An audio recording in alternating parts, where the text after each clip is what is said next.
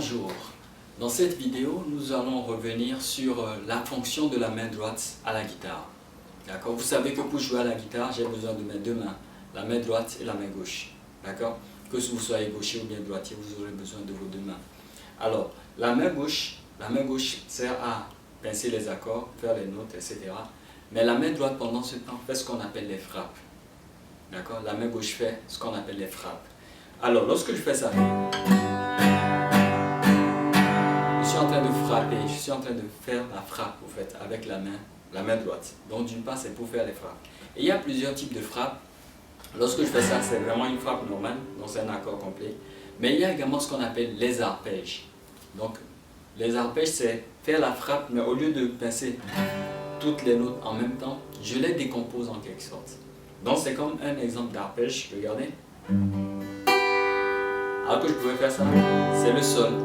Mais lorsque je fais ça, je l'ai décomposé. Donc c'est cette décomposition qu'on appelle en guitare les arpèges, faire les arpèges. Je te veux dans mon cœur, je te veux dans mon cœur, je te veux dans mon corps et mes pensées aussi. Conduis-moi la la la la la la la la la la la. Ok, je te veux dans mon cœur, un chant que j'aime beaucoup. Donc c'est juste ça des arpèges en fait. Donc la main droite peut servir à faire des frappes. Qu'il est formidable d'aimer, qu'il est formidable.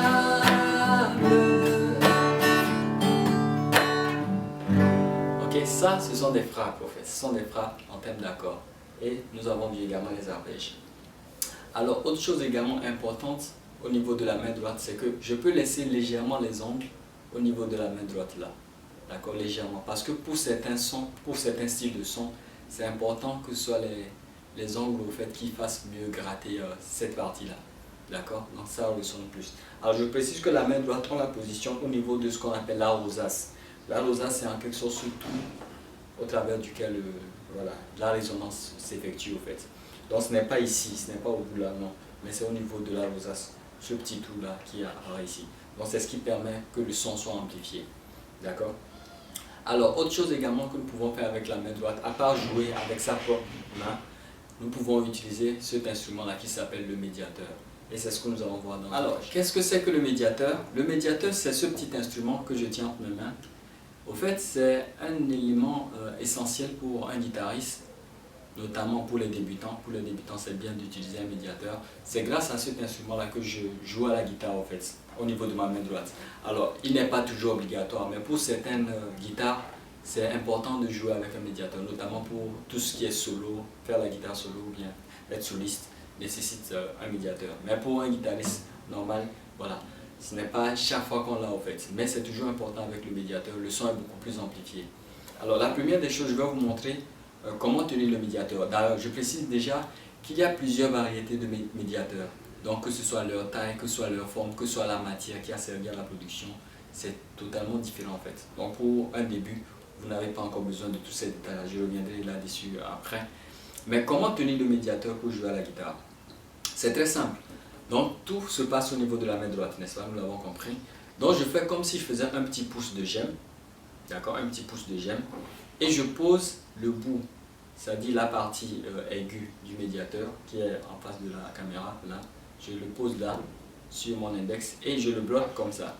Et les autres doigts, ils sont plus ou moins libres. D'accord? Donc je tiens mon médiateur comme ça, et c'est ainsi que je gratte la guitare.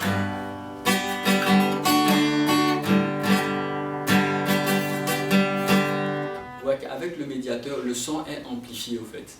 Donc c'est avec le médiateur qu'on peut jouer. Ou bien avec le médiateur également, vous pouvez faire en quelque sorte, comme je le disais, pour tous ceux qui sont solistes, voilà, ils se servent du médiateur. Ils se servent du médiateur en fait pour toucher toutes les cordes en fait. D'accord? Donc ça c'est le médiateur qui sert à jouer à la guitare. C'est idéal pour les débutants parce que c'est plus facile. Mais moi mon objectif dans ces cours de musique n'est pas nécessairement de vous montrer ce qu'il y a de plus facile, mais de vous montrer ce qu'il y a voilà, d'acceptable en fait, d'accord, ce qui est excellent pour vous. Parce que vous pouvez vous retrouver dans pas mal de situations où vous n'avez pas votre médiateur. Et qu'est-ce qu'il faut faire? Il va falloir jouer à la manière classique avec ses propres doigts. Donc si vous avez un peu d'angle, c'est encore mieux. D'accord? Donc tel est le rôle du médiateur. Merci. Bon, en anglais, ça s'appelle le médiator. Voilà. Médiator. En français, on peut le dire le médiateur. D'accord? Voilà.